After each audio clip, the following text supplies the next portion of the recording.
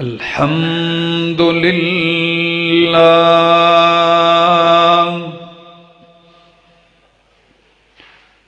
الحمد لله رب العالمين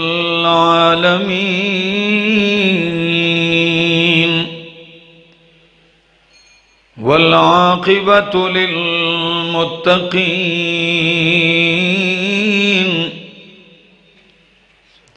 والصلاة والسلام على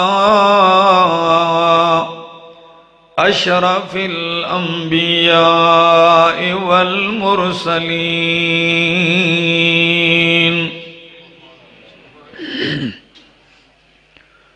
وعلى آله وأصحابه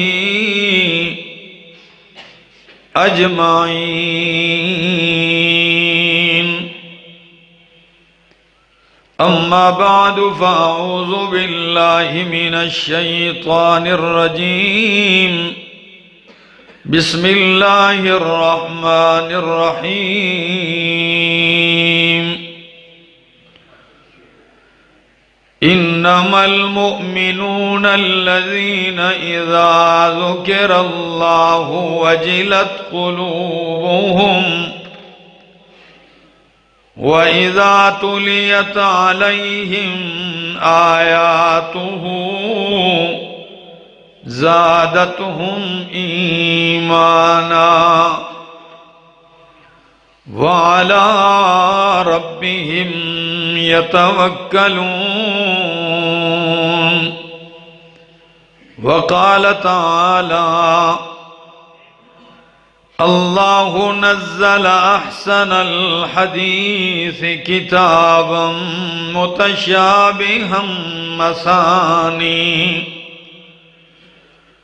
تقشعر منه جلود الذين يخشون ربهم ثم تلين جلودهم وقلوبهم إلى ذكر الله ذلك هدى الله يهدي به من يشاء ومن يضلل الله فما له من هاد سبحان ربك رب العزة عما يصفون وسلام على المرسلين والحمد لله رب العالمین۔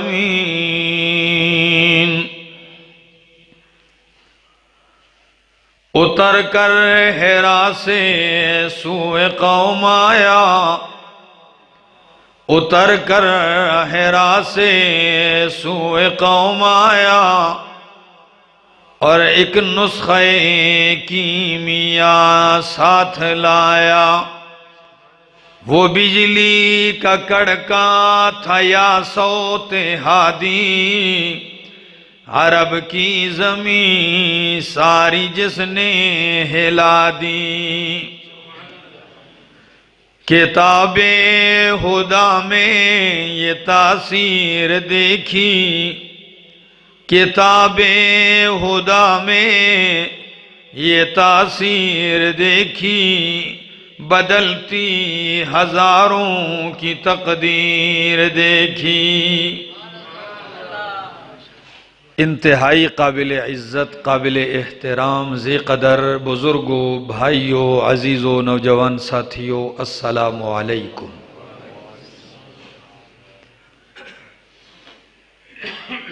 انسانیت کی کامیابی کے لیے، انسانیت کی ہدایت کاملہ کے لیے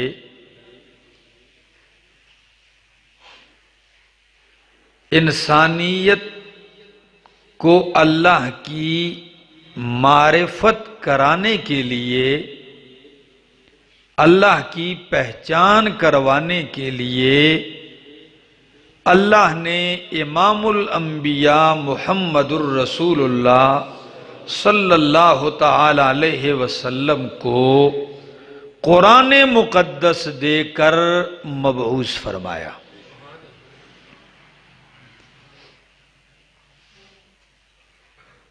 لوگ ہر قسم کی گمراہیوں اور برائیوں میں ڈوبے ہوئے تھے. ان کو کس طرح سے پیغام دیا جائے، کن الفاظ کے ساتھ ان کو سمجھایا جائے. تو اللہ نے ان کو ان ظلمات سے نکالنے کے لیے جو مینارہ نور اتارا ہے وہ ہے قرآن، جسے خود مالک نے نور مبین کہا ہے. واضح نور، کھلا نور. اور یہ عجیب بات ہے کہ یہ نور مبین کتاب اللہ بھی ہے اور کلام اللہ بھی ہے.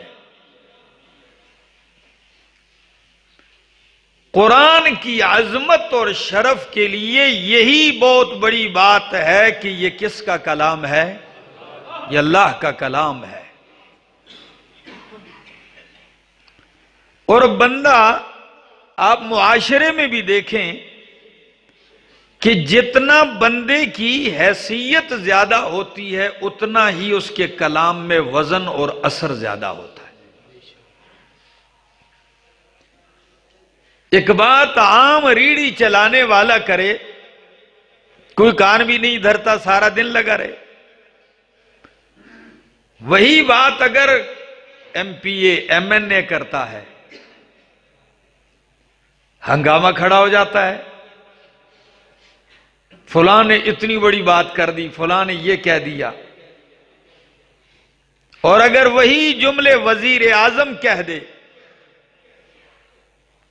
تو اس پہ پوری دنیا کے کان حرکت میں آ جاتے ہیں. کیوں؟ حیثیت بڑے ہونے کی وجہ سے کلام میں بھی، گفتگو میں بھی ایک وزن اور اثر پیدا ہوتا ہے. تو اسی کلیے کو لے کر ذرا سوچیں کہ قرآن میں اثر کیوں نہ ہوگا کہ یہ شہنشاہوں کے شہنشاہ کا کلام ہے، یہ رب العالمین کا کلام ہے. کتنا اثر ہوگا اس میں. یہ ایک لمبا اور طویل موضوع ہے کہ قرآن کریم کا اثر خود اللہ کے پاک پیغمبر کی ذات پہ کیا تھا، یہ ایک موضوع ہے. قرآن کریم کا اثر اور تاثیر اہل ایمان پر کیا تھی، قرآن کریم کا اثر دشمنان اسلام کافروں پر کیا تھا، قرآن کریم کا اثر انسانوں کے علاوہ جنات پر کیا ہے، اس کلام کا اثر، اس کتاب کا اثر جنات سے بڑھ کر خود ملائکہ پر کیا ہے. اگر اس ایک ایک گوشے کو ذکر کیا جائے تو 4 جمعے لگ سکتے ہیں. میں چند چیزیں ذکر کرتا ہوں. قرآن مقدس خود کہتا ہے، اللہ فرماتے ہیں اللہ نزل احسن الحدیث کتابا،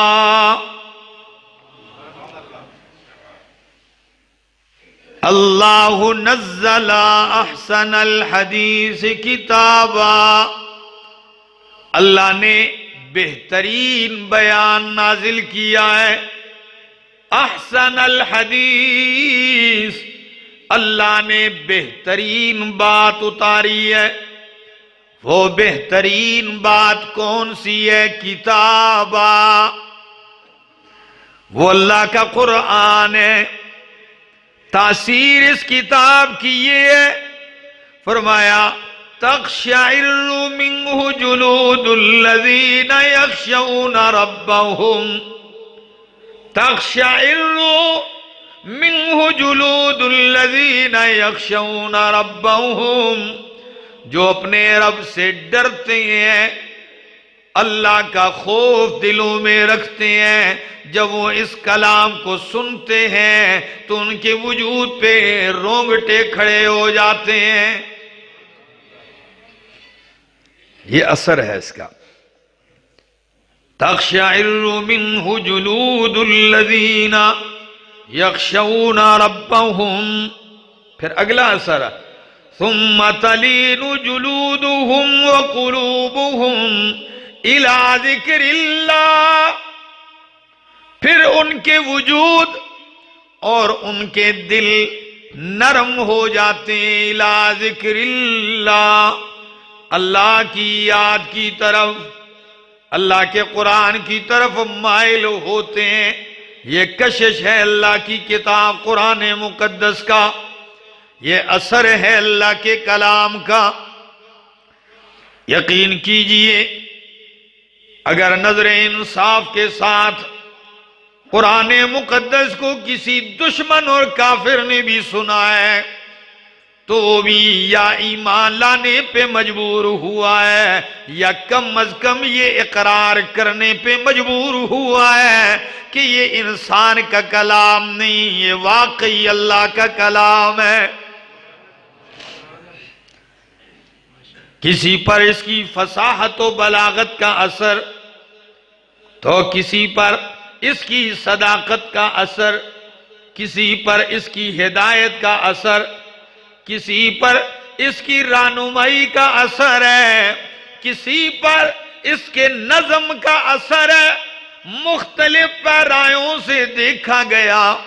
فصاحت قرآن کا عالم تو یہ ہے، جب ایک دیہاتی بدو اللہ کا قرآن سنتا ہے، کون سی آیت؟ فَاصْدَعْ بِمَا تُؤْمَرْ وَأَعْرِضْ عَنِ الْمُشْرِكِينَ۔ یہ لفظ اتنے معنی خیز ہیں کہ جب اللہ کے پاک پیغمبر پر اتنا دباؤ ڈالا گیا، اتنا دباؤ قتل کا، مارنے کا، جلا وطنی کا، پیسے دینے کا، عورت پیش کی کہ آپ شادی کرنا چاہتے ہیں تو عورتیں بہت، سرداری چاہیے، ساری چیزیں، لیکن قرآن نہ سنائیے، توحید نہ سنائیے۔ اس وقت اللہ نے کیا فرمایا؟ فَاصْدَعْ بِمَا تُؤْمَرْ، کھول کے بیان کر میرا پیغمبر، ما وہ کچھ تؤمر جو آپ کو حکم دیا گیا۔ یہ اردو بولی ہے فَاصْدَعْ، یہ جو ہم اردو میں معنی کرتے ہیں، واشگاف لفظوں میں بیان کیجئے، لیکن یہ اس کی صحیح ترجمانی نہیں کر سکتے الفاظ۔ جو لفظ استعمال کیا ہے وہ کیا ہے؟ فَاصْدَعْ۔ صدا عربی میں کہتے ہیں بندہ کانچ کی شیشی کو پتھر پہ رکھ کے چور چور کر دے، مارے چٹان اوپر سے، وہ چور چور ٹکڑے ٹکڑے ہو جاتی ہے۔ وہ ٹکڑے ہونے کے بعد جو مرضی ہے کر لو، دوبارہ جڑتی نہیں ہے۔ اگر جوڑنے کی کوشش بھی کوئی کرے، دراڑ بیچ میں ضرور نظر آئے گی۔ اللہ فرماتے ہیں میرا پیغمبر، جس طرح کانچ ٹوٹ کے علیحدہ ہو جاتی ہے، جوڑ نہیں رہتا، بکھیر دیا جاتا ہے اسے، اس طرح قرآن سنا کہ حق اور باطل میں جوڑ نہ رہے، بالکل نکھیڑا ہو جائے۔ کسی بندے کو شک نہ پڑے کہ یہ حق ہے یا سچ ہے، جی جھوٹ ہے یا سچ ہے، شرک ہے یا توحید ہے، رلا ملا ساوا ساوا گول نہیں۔ کیا ساوا ساوا گول گول نہیں، نہیں، صاف بولو کہ میٹھا ہے میٹھا۔ یہ کیا الفاظ ہے؟ فَاصْدَعْ۔ تو جب یہ الفاظ پڑھے گے کسی بدو کے سامنے، تو بدو تو عربیت میں بہت ماہر ہوتے تھے، جب اس نے یہ کلمات سنے فوراً سجدے میں گر پڑا اور سجدہ کر کے اٹھا کہنے لگا سجدت لفصاحتہ، اللہ کی قسم ہے مجھے پتہ نہیں ہے یہ کس کا کلام ہے، لیکن میں نے اس کی فصاحت دیکھی تو میں سجدہ کرنے پہ مجبور ہو گیا۔ اتنی فصاحت و بلاغت ہے۔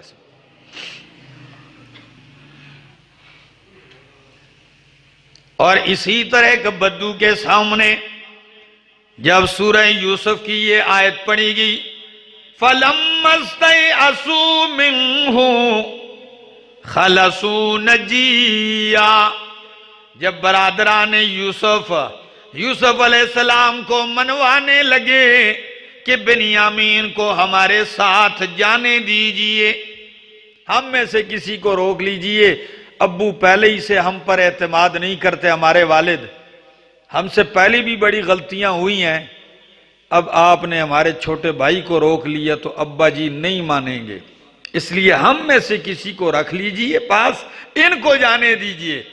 یوسف علیہ السلام نے فرمایا ہرگز نہیں، یہ نہیں ہو سکتا کہ کرے کوئی اور پکڑا کوئی جائے۔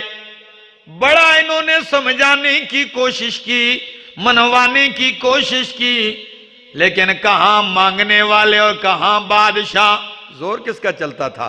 جب بات نہ بنی یہ مایوس ہو کے الگ کونے میں مشورہ کرنے لگے۔ قرآن نے ان کی اس کیفیت کو ان لفظوں میں بیان کیا، فَلَمَّا اسْتَيْأَسُوا مِنْهُ، جب برادران یوسف علیہ السلام سے مایوس ہو گئے تو خَلَصُوا نَجِيًّا، الگ ہو گئے، نجیہ سرگوشیاں کرتے ہوئے کہ اب کیا کرنا چاہیے۔ یہ تو میں نے اردو میں معنی کیا، عربی لغت جاننے والے اس کی فصاحت جانتے ہیں، اس کی بلاغت جانتے ہیں، علم کلام کا، علم بلاغت کے اوپر عبور رکھنے والے اس کا زور جانتے ہیں۔ جب دیہاتی نے یہ کلام سنا تو چیخ کے کہنے لگا، اشہد ان البشر لا يقدر على مثل هذا الکلام،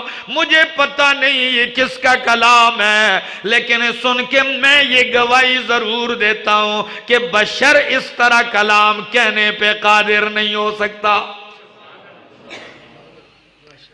اتنا اثر، اتنی پاور۔ پھر اسی قرآن کا اثر مشرکین پہ ایسے ہوا، اللہ، نبی کریم صلی اللہ تعالی علیہ وسلم کے پاس بنی تیم کا وفد آیا اور نبی کریم صلی اللہ تعالی علیہ وسلم سے گفتگو کی، باتیں کی، کافی گفتگو ہوئی۔ تو ان کا جو سردار تھا اس کا نام ہے قیس بن عاصم، بہت بڑا شاعر بھی تھا، عربیت میں عبور رکھنے والا بھی تھا۔ گفتگو کرنے کے بعد نبی کریم سے کہنے لگا، آپ پر جو وحی آتی ہے آپ اس میں سے ہمیں کچھ سنا دیں۔ اللہ، سنیں گے؟ امام قرطبی نے نقل کیا ہے یہ واقعہ، کہنے لگا آپ پہ جو وحی آتی ہے اس میں سے آپ کچھ سنا دیں ہمیں۔ نبی کریم نے فرمایا، بسم اللہ الرحمن الرحیم، الرحمن علم القرآن، خلق الانسان علمه البیان، الشمس والقمر بحسبان، والنجم والشجر يسجدان، والسماء رفعها ووضع الميزان، ألا تطغوا في الميزان، وَأَقِيمُوا الْوَزْنَ بِالْقِسْطِ وَلَا تُخْسِرُوا الْمِيزَانَ، وَالْأَرْضَ وَضَعَهَا لِلْأَنَامِ فيها فاكهة والنخل ذات الأكمام والحب ذو العصف والريحان فبأي آلاء ربكما تكذبان. جب اللہ کے پاک پیغمبر نے سورہ رحمان سنائی فوراً جوم کے کہنے لگا اعد علیہ. مزہ ہی اتنا آ گیا، لطف ہی اتنا ہے، فرمایا دوبارہ سنائیے. نبی کریم بغیر کسی انتظار کیے دوبارہ آغاز کرتے ہیں. لطف اور بڑھتا گیا، کہنے لگا بارہ سنا دیجئے. نبی کریم نے جب تیسری مرتبہ قرآن پڑھا ہاتھ پھیلا کے کہنے لگا ہاتھ آگے کیجئے. نبی کریم نے ہاتھ بڑھایا، کہنے لگا اشہد اللہ الہ الا اللہ واشہد ان محمد رسول اللہ. کتاب خدا میں یہ تاثیر دیکھی، بدلتی ہزاروں کی تقدیر دیکھی. یہ تاثیر قرآن ہے. اور اسی قسم کا واقعہ امام قرطبی نقل کرتے ہیں. نبی کریم صلی اللہ تعالی علیہ وسلم جب غزوہ بدر رونما ہوا، 70 کافر مارے گئے، 70 کافر قیدی بنائے گئے، گرفتار ہو گئے. اب جب مدینے ان کو پہنچایا گیا قیدیوں کو، تو مختلف لوگوں کے وفد آ رہے ہیں، اپنے اپنے قیدیوں کا مطالبہ کرتے ہیں چھڑانے کے لیے، رہائی کے لیے. مکے سے قریش کا سردار جبیر بن مطعم وہ بھی آ گیا. مغرب کا وقت ہے، مدینہ منورہ پہنچتا ہے، پوچھتے ہوئے مسجد نبوی کے پاس آ گیا. خود بیان کرتا ہے جب میں مسجد نبوی کے پاس پہنچا ہوں، نماز کھڑی ہے، جماعت ہو رہی ہے مغرب کی، اور جماعت کرانے والے امام الانبیاء محمد الرسول اللہ ہے. میں کھڑا ہو گیا، سن رہا ہوں نماز میں اللہ کے پاک پیغمبر قرآن پڑھتے ہیں.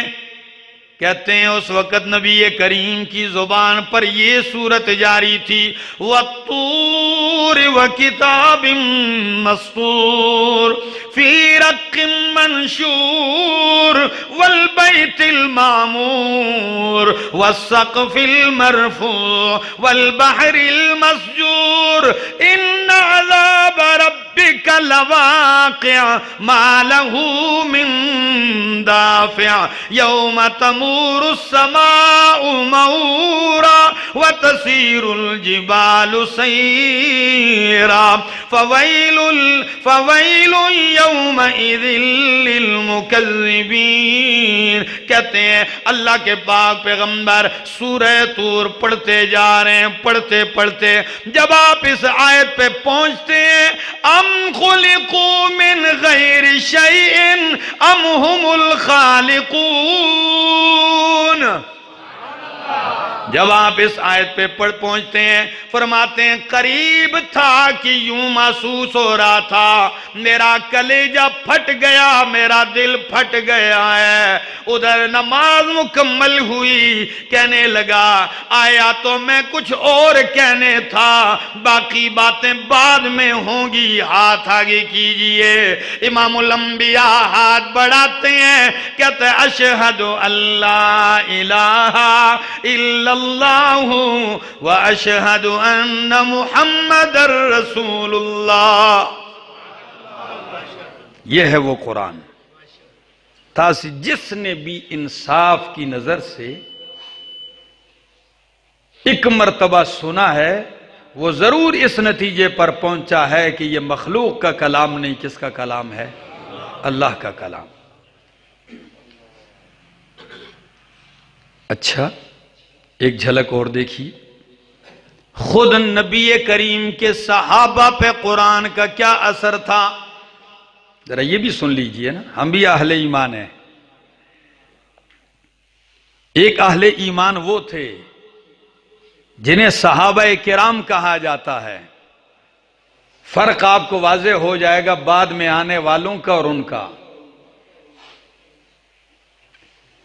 اللہ، نبی کریم صلی اللہ تعالی علیہ وسلم کے صحابی ہیں حضرت ثابت بن قیس رضی اللہ تعالیٰ عنہ۔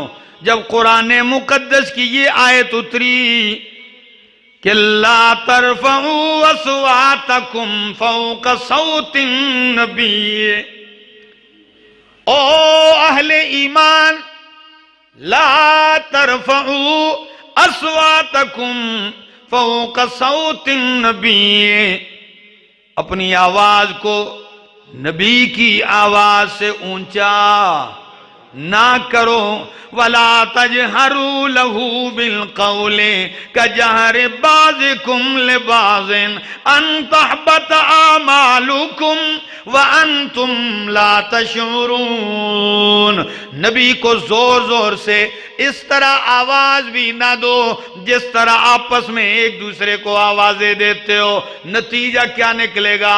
تمہارے اعمال ضائع ہو جائیں گے، تمہیں خبر بھی نہ ہوگی۔ سورہ حجرات کی جب یہ آیتیں اتری، اب اثر دیکھیے صحابہ کرام پر۔ ثابت رضی اللہ تعالیٰ عنہ گھر میں بند ہو گئے، اپنے آپ کو گھر میں قرنطین کر دیا، بالکل مجلس میں آنا چھوڑ دیا۔ نبی کریم نے پوچھا ثابت بن قیس کہاں ہے؟ حضرت سعد رضی اللہ تعالیٰ عنہ فرماتے ہیں یا رسول اللہ میرا پڑوسی ہے، اجازت ہو معلومات کر لوں؟ جائیے۔ سعد پہنچتے ہیں، جی دروازہ کھٹکھٹایا، دستک دی، ثابت مجلس مصطفیٰ ترک کر دی، کئی دنوں سے آپ نے کیا وجہ ہے؟ ثابت کہنے لگا میں تو جہنمی ہو گیا ہوں، میرے تو سارے اعمال ضائع و برباد ہو گئے ہیں۔ اللہ کے بندے کیوں؟ ہوا کیا ہے؟ قرآن کہتا ہے اپنی آواز کو نبی کی آواز سے اونچا نہ کرو، اعمال ضائع ہو جائیں گے، جہنمی ہو جاؤ گے۔ تو میری تو آواز پیدائشی طور پر اونچی ہے، میں آہستہ بھی بولوں تو میری آواز اونچی ہے، قدرتی طور پر آواز ہی بڑی ہے، اب کیا کروں؟ اتنا فکر، اتنا غم، اتنا درد ان کو لاحق ہوا۔ سعد آتے ہیں، جی سعد کیا کہتے ہیں ثابت؟ یا رسول اللہ ان کو تو یہ فکر دامن گیر ہوگی کہ میری آواز اونچی ہے، میں تو بولتا رہا ہوں نبی کی مجلس میں، میری آواز تو ہے بھی بڑی، تو پھر تو میرے اعمال ضائع ہو گئے ہیں، میں جہنمیوں میں سے ہوں۔ نبی کریم جواباً فرماتے ہیں جلدی جا سعد، ثابت سے کہہ دے بل ہوا من اہل الجنہ، تو اہل نار میں سے نہیں ہے، تو جہنمی نہیں، تو جنتی ہے۔ میں کہتا ہوں قرآن کا تابعدار بنا، مصطفیٰ کا با ادب بنا، بس لمحوں میں نبی کی زبان سے جنتی ہونے کی ضمانت لے لی۔ اس تھوڑی سی فکر نے کہاں تک پہنچا دیا کہ لسان نبوت سے یہ بشارت مل گئی آپ کن میں سے ہیں؟ آپ جنتی ہیں، بل ہوا من اہل الجنہ۔ اللہ اکبر، آپ کا عذر ہے، آپ آئیں، آپ کی آواز ہے ہی قدرتی طور پر بڑی، کیا تاثیر ہے. سنتے قرآن اپنا فکر پڑ جاتا. آج ہم قرآن سنتے ہیں، اس کے بعد اپنے گریبان میں کبھی جھانکا ہے کہ ہماری زندگی میں کیا اثر ہے اس کا؟ میرے گھر کی زندگی میں قرآن کا کیا اثر ہے؟ میرے معاملات پہ قرآن کا کیا اثر پڑا ہے؟ میری تجارت پہ قرآن کا کیا اثر پڑا ہے؟ میرے عقیدے پر قرآن کا کیا اثر پڑا ہے؟ میرے اعمال میں قرآن کی وجہ سے کیا تبدیلی آئی ہے؟ وہ تو قرآن سننے کے بعد قرآن کے اہل بن جاتے. کیا؟ اس جملے پہ غور کیجئے. ہم سنتے ہیں، سامعین قرآن ہیں. کیا ہیں؟ سن لیا ٹھیک ہے، کہتے ہیں اس کے بارے میں نازل ہوئی، میرے بارے میں تو ہے ہی نہیں. دوسرے پہ چسپاں کر دیتے ہیں، اپنے لیے اس میں سے کچھ نہیں. اچھا، صحابہ کی زندگی، وہ قرآن سنتے تو فوراً اپنی فکر پڑتی. جب اپنی فکر پڑتی تو وہ سامعین قرآن کے ساتھ ساتھ اہل قرآن بن گئے. قرآن کے اہل بن گئے، لائق بن گئے. اور سنیے دوسری مثال ذرا. فاروق اعظم رضی اللہ تعالیٰ عنہ اکثر کہا کرتے تھے، کیا کہتے ہیں؟ اللہم بین لنا فی الخمر بیان شفاء. اللہ یہ شراب کے بارے میں کوئی بیان شافی نازل کر دے. اللہ شراب کے متعلق کوئی فیصلہ نازل کر دے. دعا ہو رہی. قرآن کی یہ آیت اتری، فرمایا یسألونک عن الخمر والمیسر. آپ سے شراب اور جوئے کے متعلق پوچھتے ہیں، میرے پیغمبر کہہ دیجئے فیہما اسم کبیر ومنافع للناس. اس میں گناہ بھی ہے لیکن لوگوں کے لیے نفع بھی ہے، اور اس کا گناہ اس کے نفع سے زیادہ ہے. فدعی عمر کو بلایا گیا، ان پہ قرآن کی یہ آیت پڑھی گئی. فقرأت علیہ، بلایا گیا، یہ آیت سنائی گئی. سننے کے بعد پھر کہنے لگے اللہم بین لنا فی الخمر بیان شفاء. اللہ مزید وضاحت اتار دے، کیونکہ آیت میں تو ساتھ یہ بھی بتایا ہے گناہ بھی ہے لیکن کچھ فائدہ بھی ہے. فرمایا اللہ مزید وضاحت. اللہ نے پھر قرآن کی یہ آیت اتار دی. فرمایا ایا ایہا الذین آمنوا لا تقربوا الصلاة وانتم سکارا. او مومنو، نماز کے قریب نہ جانا اس حال میں کہ تم نشے میں ہو.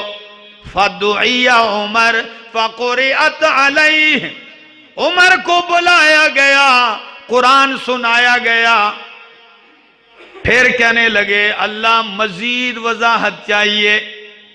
اس میں تو یہاں اتنا کہا گیا ہے کہ نماز کے قریب نہ جانا کہ تم کس میں ہو.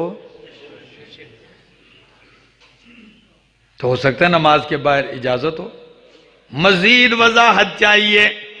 قرآن مقدس کی یہ آیت اتری سورہ مائدہ کی.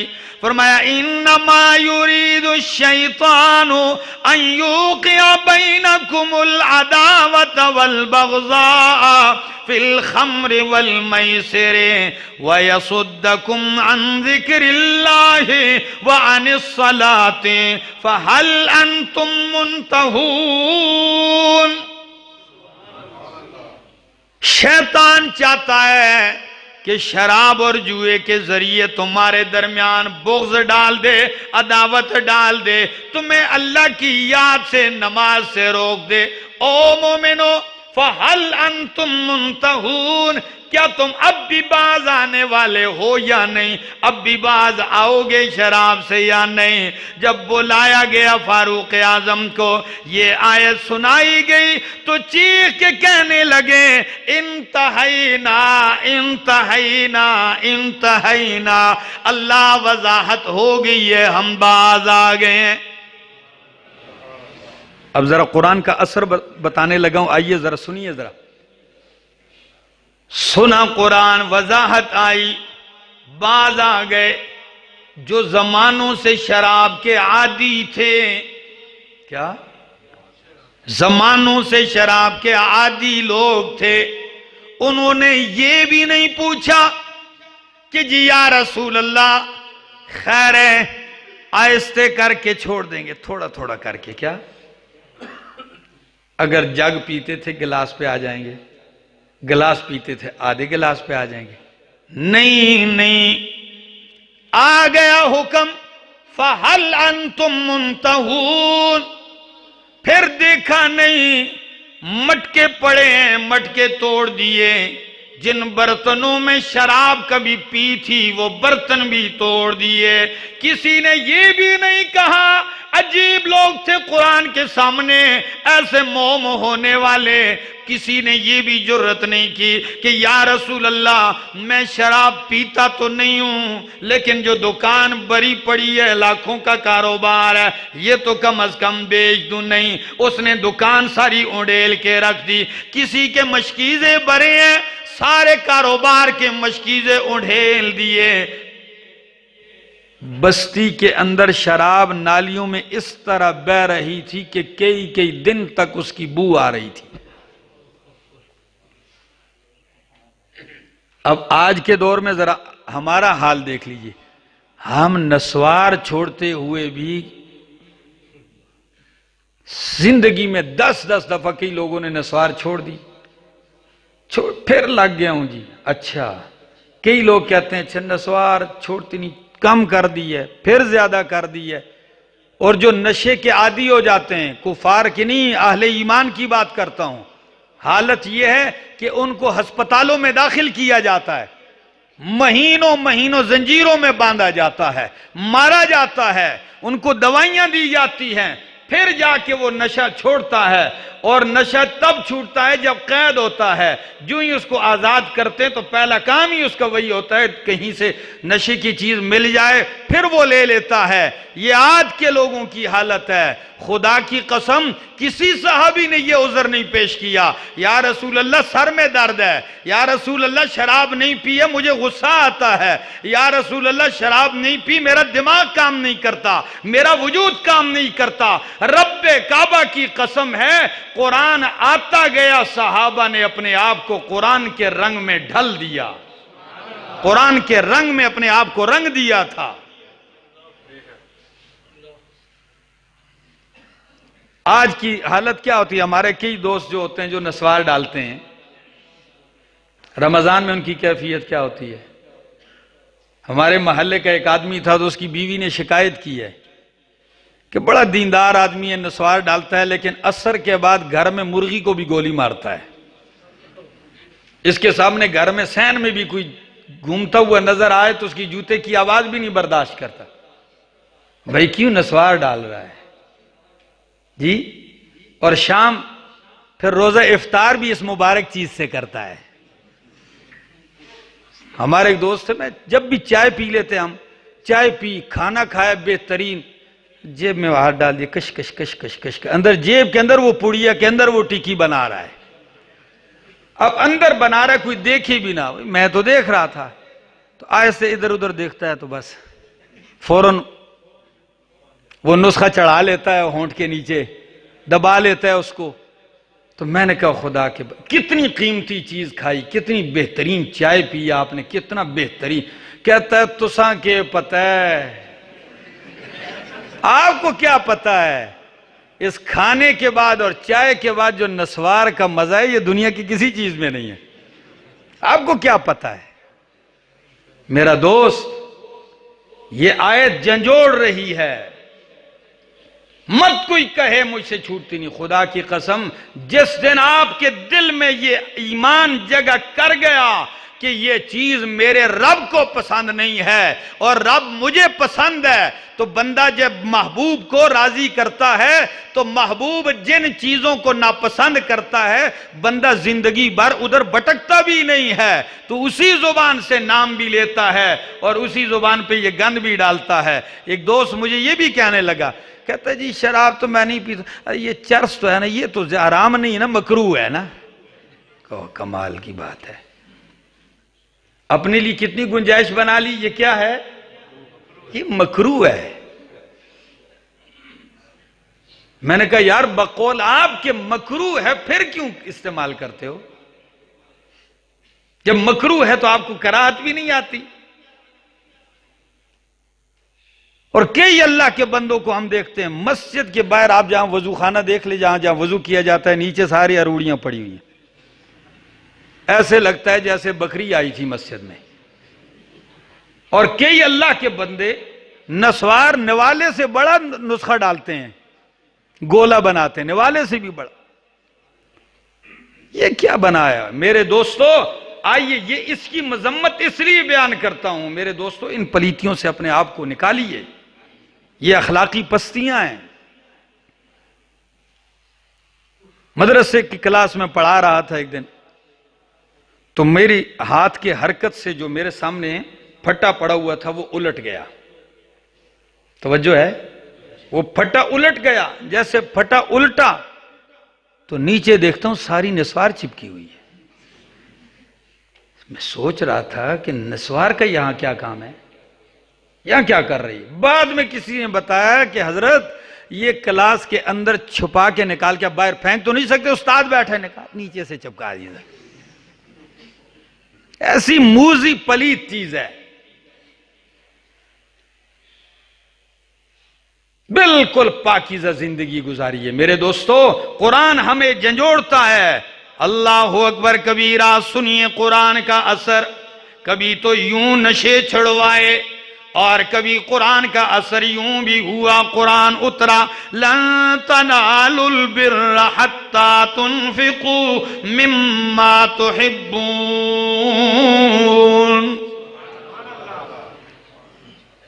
چوتھا پارا، پہلی آیت، لن تنالوا البر حتی تنفقوا مما تحبون۔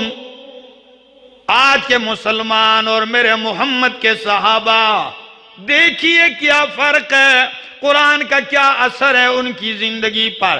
ہرگز تم کامل درجہ نیکی نہیں پا سکتے جب تک کہ تم اللہ کی راہ میں اپنی محبوب اور پسندیدہ ترین چیز نہ خرچ کرو۔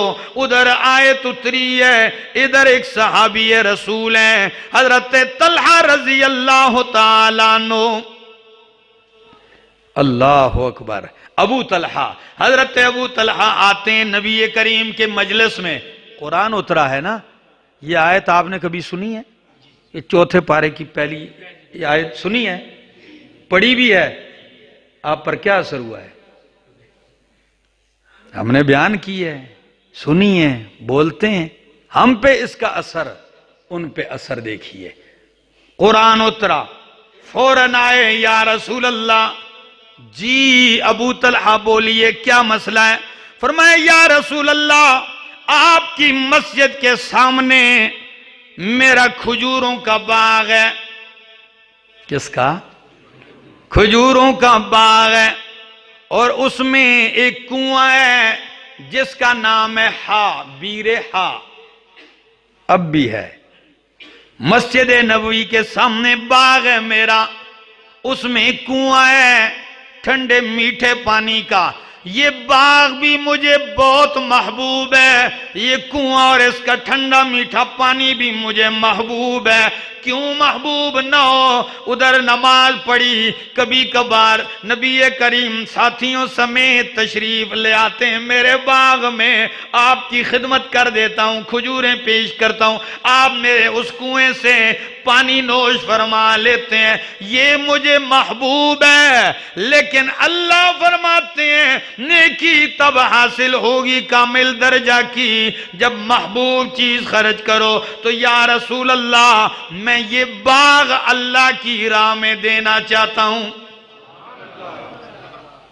آپ کے سامنے پیش کرتا ہوں، جدھر آپ مناسب سمجھیں لگا دیں. اللہ اکبر کبیرہ. جب یہ پیشکش کی نبی کریم نے کیا فرمایا؟ فرمایا بخن ذالک مال رابح، ذالک مال رابح. او میرا سعادت مان، یہ مال تو بڑا ہی نفع مند ہے، بہت زیادہ نفع بخش مال ہے، لیکن میری نصیحت یہ ہے آپ کو کہ تقسیم کر باہر نہیں، قریبی رشتہ داروں میں تقسیم کر دے. کن میں؟ تو ابو طلحہ گئے، بخاری اور مسلم کی حدیث ہے یہ. ابو طلحہ گئے اپنے چچا زاد بھائیوں میں اور قریبی رشتہ داروں میں وہ سارا باغ تقسیم کر دیا. ان آیات پہ کبھی ہم بھی عمل کر کے دیکھیں، پھر زندگی میں آپ دیکھنا نا لطف کیا آتا ہے. یہاں تو قرآن کو بس یا تعویذ بنایا جاتا ہے، گائے کے گلے میں لٹکایا جاتا ہے، بکری کے گلے میں لٹکایا جا رہا ہے، بھینس کے ساتھ لٹکایا جا رہا ہے، کسی نے دروازے پہ لٹکایا ہوا ہے، بس اتنا قرآن کا پتہ ہے. آئیے قرآن سے حقیقی لطف اٹھائیے. زندگیاں ایسے بدل کے رکھ دی ہیں قرآن مقدس نے. یہی وہ عظیم کتاب ہے. اور قرآن کہتا بھی ہے کہ انما المؤمنون اذا ذکر اللہ، انما المؤمنون، یقیناً مومن وہ لوگ ہیں جب ان کے سامنے اللہ کا تذکرہ کیا جاتا ہے، اللہ کی یاد کی جاتی ہے.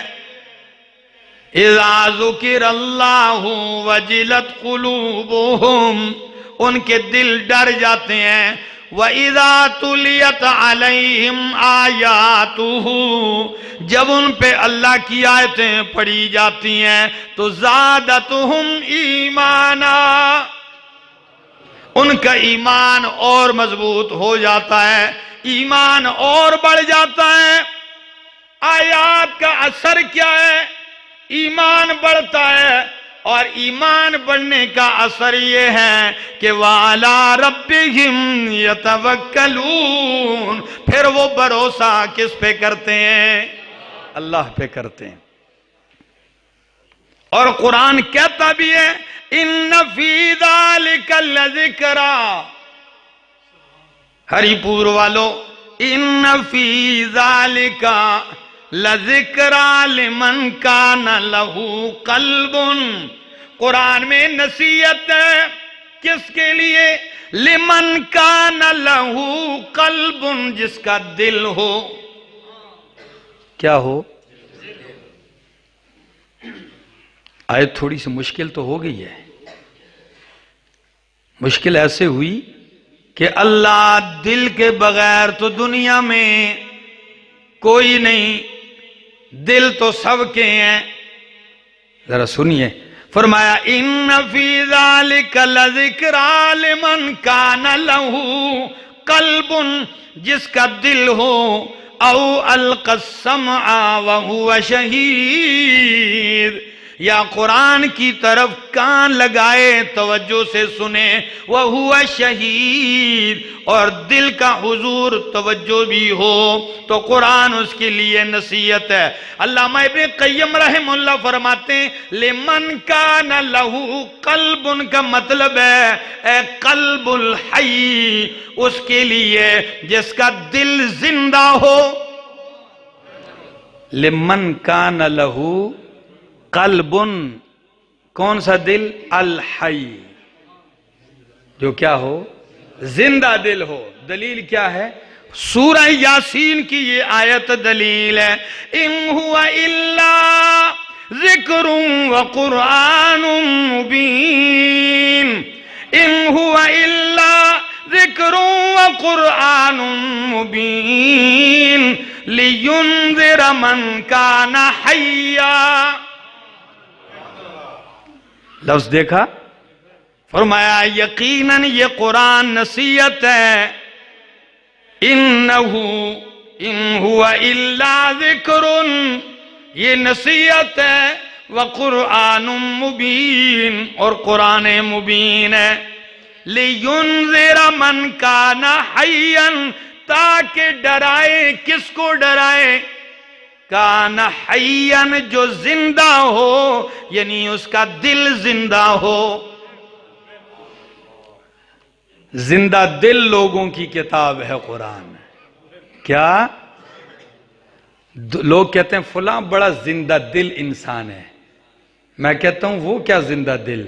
زندہ دل قرآن والے ہیں، جب وہ پڑھتے ہیں سنتے ہیں تو دلوں کے غم بھی قرآن دور کر دیتا ہے، اس میں ایک حیات پیدا کر دیتا ہے، اور پاکیزہ حیات پیدا کر دیتا ہے۔ زندہ دل وہ نہیں ہے جو سارا دن ہنستے رہتے ہیں یا ہنساتے ہیں لوگوں کو، لیکن جو ہی تنہائی میں جاتے ہیں تو روتے ہیں، دل کے اوپر غم اور غبار اتنا ہوتا ہے۔ لذت تو قرآن کی ہے میرے دوستو، اللہ ہمیں نصیب فرمائے، اللہ قرآن کریم کی جو لذت ہے، جو فہم ہے، جو سمجھ ہے، اللہ ہمیں نصیب فرمائے۔ آخر دعوانا ان الحمدللہ رب العالمین۔